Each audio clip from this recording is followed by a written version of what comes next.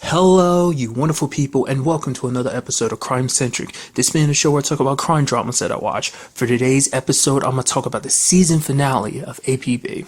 So in this episode, obviously the 13th is going to do everything they can to try and catch Danny or deviate, as we see that basically, at the beginning, we see him killing like a security guard. Basically, he hacks into the transportation system, and is it basically messing with the traffic lights, basically causing a whole bunch of accidents. I mean, this happens just around the same time that Conrad takes it upon himself. He's like, no, I'm gonna get out there in the field. And even Gideon's like, wow, you're getting out there? He's like, yeah, because we need all hands on deck with this situation. It's like, we need to take this guy down fast because he's causing problems. Obviously, you have Mayor Salgado getting on Olive and Gideon's face, pointing to blame at him, saying like this is all Gideon's fault. Even Scott's there to kind of talk to him and everything, because basically the plan is to kick Gideon out and basically fuse the 12th and 13th together, which Gideon's like, yes, I get it, this is all my fault because my arrogance got the best of me and I kind of led to us being in this situation,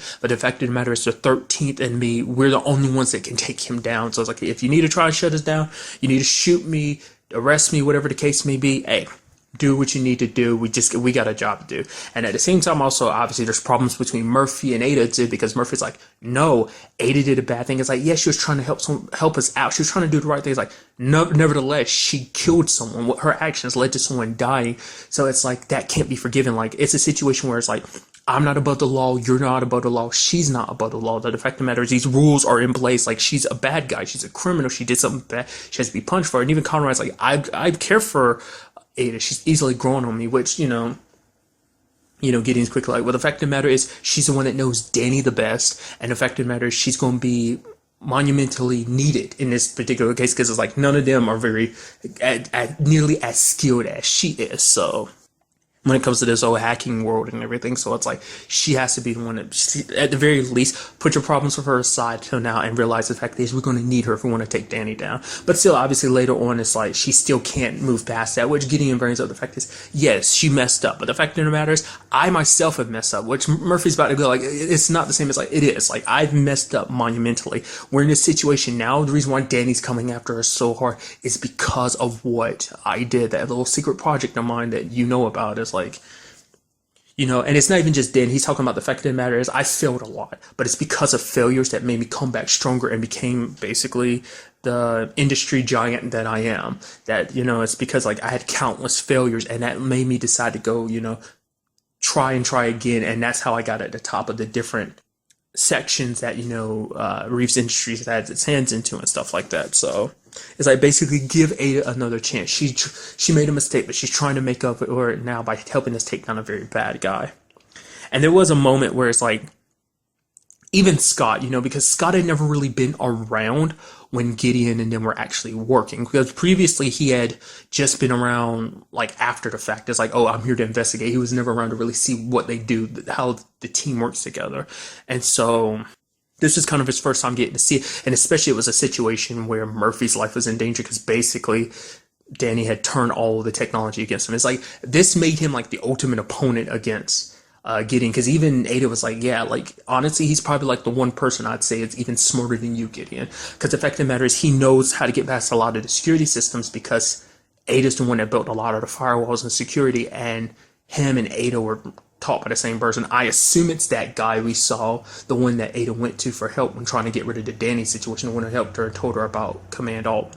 Which we still never got an answer on that, but the way it seems like, the way they talked about it, I guess that means everyone in Command Alt he killed. That's what I was kind of throwing out last episode, but like the fact is like that didn't come back up, so I'm guessing like that small group was Command Alt. There wasn't like a bigger group. It's like a small group of hackers, and he killed them all just because it's like, hey, you're getting in my way of stopping this monster that's in front of us, because you're so worried about these small things. Like, it's like I'm the righteous warrior in this situation. The fact of the matter is you're so worried about getting caught up for these petty stuff. It's like there's a giant here that needs to be slayed.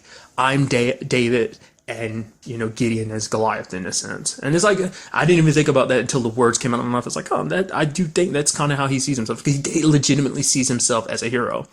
I mean, once again, we see him killing people without hesitation. Like I said, the security guard, willing to put many people's lives in danger because like basically the whole messing with the traffic light that spanned like 30 blocks. So it's like a lot of people are hurt. Like Conrad, for example, like, you know, got caught up in crosshairs because like, you know, as he was driving, like traffic lights were messed with and got smashed into. Which Conrad, being the badass he is like, no, no, no, no. You guys go out there, stop worrying about me, do your jobs, we gotta catch this guy. I'll be fine. It's like, you know, he's all mangled up and badly hurt, but still. But getting back to it, it's like the fact is he turned everything Gideon, like, because like Gideon's high tech, you know, gadgets and stuff kind of turned against him in this episode, shut the team out of their cars and stuff, turned their drones against them, which I love. We had that moment where Cobbs is out there, he's like, okay, we gotta change up the plan, runs out there, bam, bam, bam, gets hit by, gets electrocuted, the tasers, and obviously Reyes helps him, and he's just like, hey, you okay? You okay? He's like, if you kiss me, I promise you I'll shoot you myself. Also another line I loved in the episode was like, the fact is that, you know, Scott was kind of like, he's like, okay, so what do you want me to tell the mayor? And then Gideon's like, tell him he's bald. Or no, tell him he's ugly. And he's bald. I'm like, oh, you're so mean, Gideon. But it is a situation where it's, even Scott brings it up later on. It's like, because, you know, the mayor gets all the right people behind to back him in this situation. And like, hey, we got to take down Gideon. Gideon's more trouble than he's worth. And even Scott's like, okay, don't you think it's the worst time to be going after him now? Because the fact of the matter is, it's like we got a real threat hitting the city, like a city. It's like literally a terrorist attack on the city, and you're worried about trying to take down Gideon. He's like, yes, I know this guy's a problem, but the fact of the matter is, we wouldn't be in this problem if it wasn't for Gideon. It's like he's just using this as an opportunity to strike at Gideon. And Scott's like, you can't be doing this. I mean, he's like, seriously, my wife is caught up in the crosshair. Well, ex-wife. He's like, really, what he said was the mother of my child is mixed up in the crosshairs, and Gideon's the only one that can help. He's been trying his best to help with this whole situation, so it's like, let him do his job.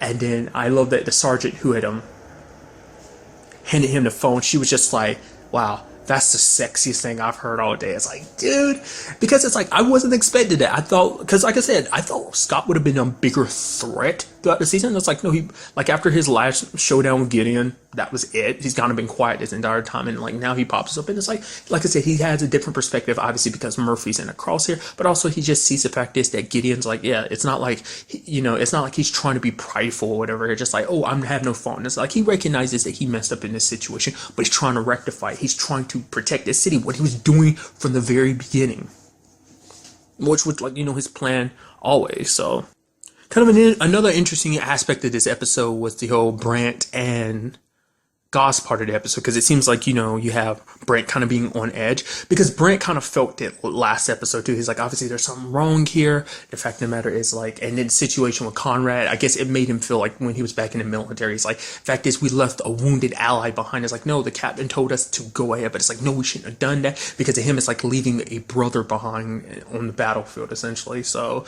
and it's just like, I should have seen it coming. It's like, how could you have seen that coming? It's like, it's not something a person would be able to predict, like the traffic lights being messed with in an accident like that happening. It's like, no one could have seen it coming, but he kind of feels like, I'm on top of my game, I should have been there. It's like, because like I said, he didn't really go too much into it, but it seems like he was probably having flashbacks to like people he might have lost. Like, it's like, I wasn't on top of my game then. And it's like, the fact is, if I'm not on top of my game, you get the people closest to you killed. You can't trust someone that's like that, like basically saying, you can't trust me. Because it's like, yo, get your stuff together, man. We need to take this guy down.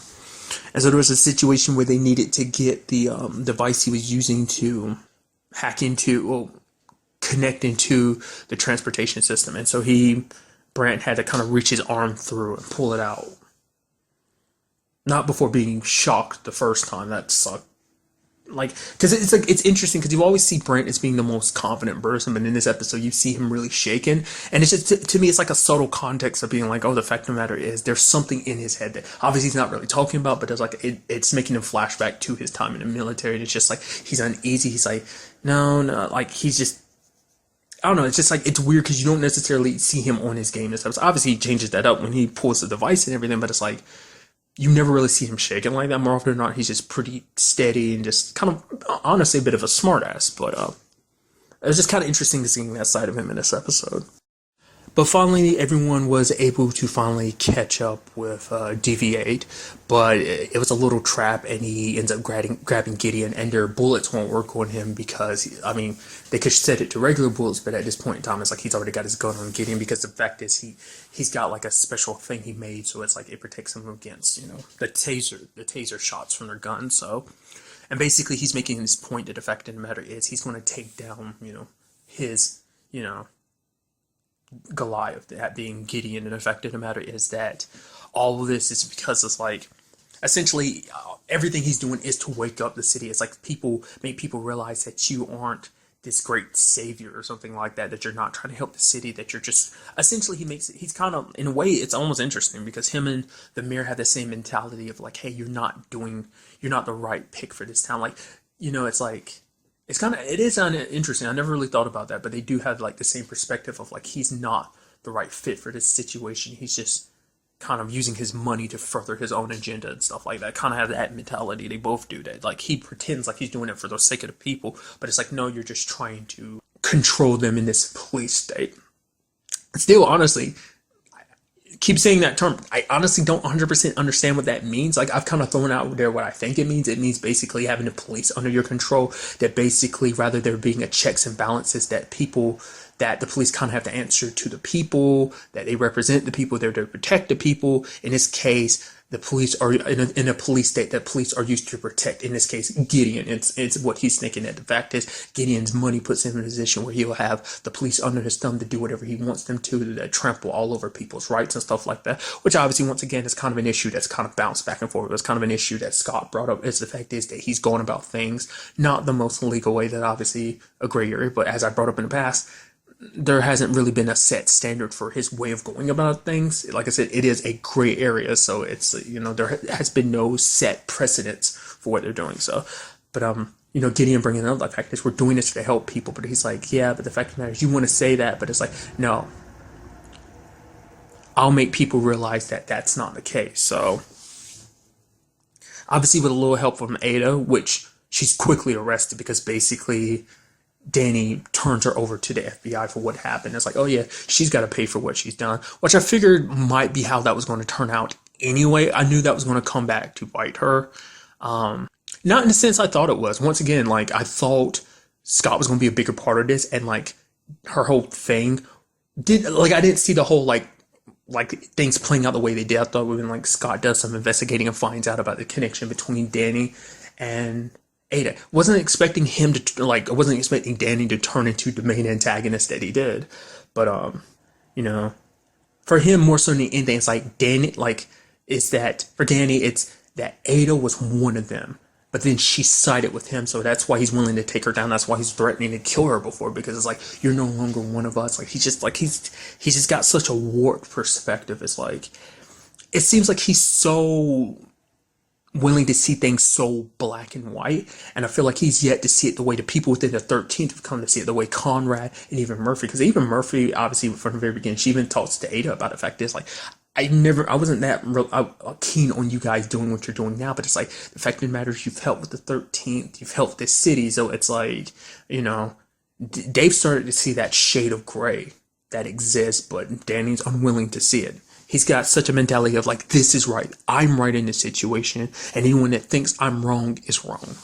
Like, he can't shake his own. He's not willing to push his own thoughts and beliefs aside to look at things from a different perspective is all I'm talking about. So, but it seems like he basically has a system set up so there's an automatic attack on City Hall. It's like, once the people see that, like an attack on City Hall will show people that you can't protect them, that, basically it's like, that's the best way in his mind to make everything Gideon has done fall apart. It's like, make the people lose faith in him, and then it's like other people won't believe in you anymore. So obviously the mayor's pushing for it. Scott's still saying like, yo, back down, let Gideon do this. But it's like, no, Gideon's kind of run things for too long. Gideon's trying to warn him about the attack, not willing to listen. We did have a little moment where Conrad kind of did a little hacking, obviously with a little help from Gideon, and it was able to obviously use the system that was already kind of in place and hacked into the traffic system, and was able to give them green light so they can Obviously, you have one point where you're like, okay, you realize this is on the like sidewalk. You shouldn't be driving here, and you do realize that was pedestrian too. But nevertheless, they were able to get there, but sadly not before the mayor was killed. And Murphy ended up protecting Scott, catching a bullet, but obviously her vest stopped this though.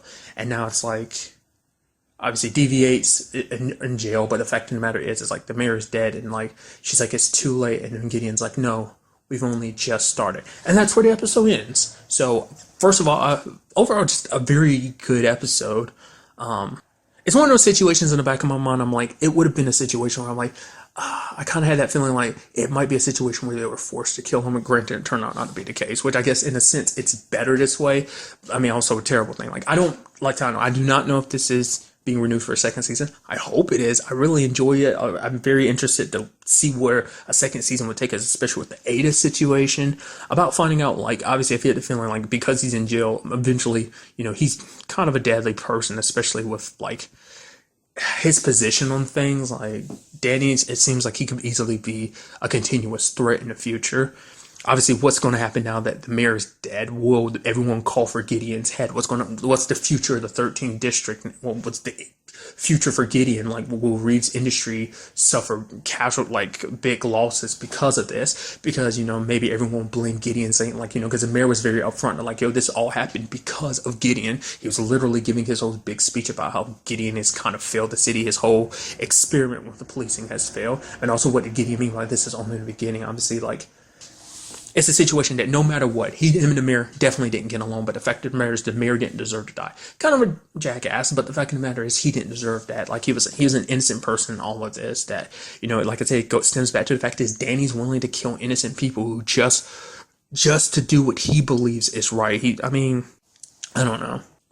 I'm very interested to see what they would do with a second season. And because to me, it also sparked something too. It's like, the way Scott was looking at Murphy, and obviously he cares about Murphy and stuff like that, because even, he told Gideon's like this whole situation with me investigating the 13th, like obviously in the beginning, it seemed like might have been more related to Murphy still working there. But obviously it seems like that might not be the case. I'm wondering, does that mean there might be, a future,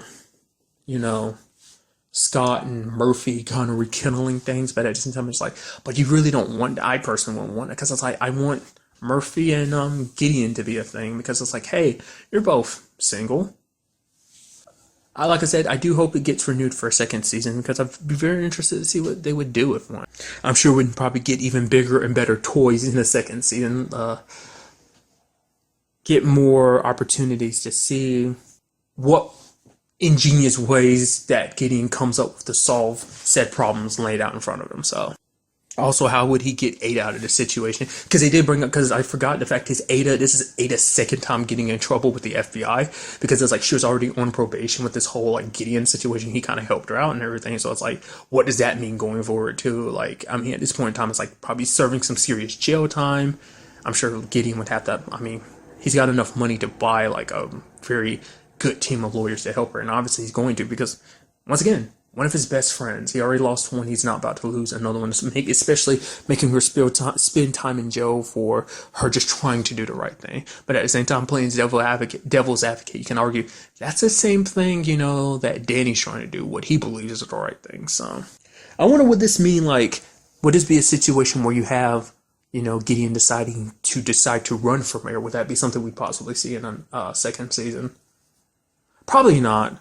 He'd probably think about it, but then, eventually he'd be like, you know what? Working at the 13 is where my heart's at. Because obviously their whole storyline has always been like, oh, the fact is Gideon always gets bored of move on. It's like, oh, maybe he moves on from the 13 to become mayor.